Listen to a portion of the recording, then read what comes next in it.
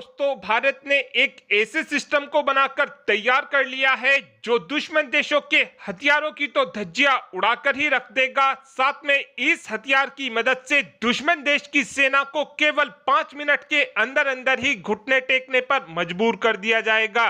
आप सभी ये बात जानते हो कि इस समय भारत काफी तेजी से लेजर हथियारों को बनाने में लगा हुआ है और भारत ने तो अपनी सेनाओं में भी लेजर हथियारों को शामिल करना शुरू कर दिया है।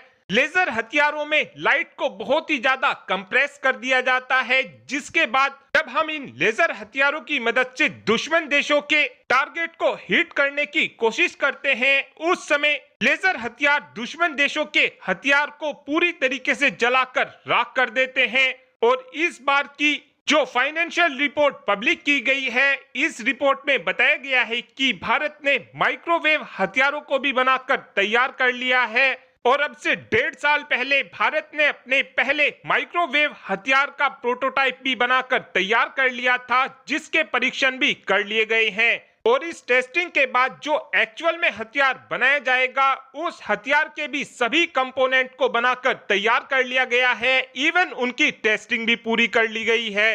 और अब जानते हैं कि माइक्रोवेव हथियार काम कैसे करते हैं और इन हथियारों का फायदा क्या होता है। माइक्रोवेव हथियारों को भी लेजर हथियारों की तरह ही इस्तेमाल किया जाता है। इन हथियारों में पीक आरएफ पावर को छोड़ा जाता है, जिसके कारण दुश्मन देश के fighter jet, helicopter, aircraft, drone, missile के इलेक्ट्रॉनिक कंपोनेंट को पूरी तरीके से जला दिया जाता है, जिसके बाद हथियार ऑटोमेटिक ही जमीन पर आकर गिर जाता है।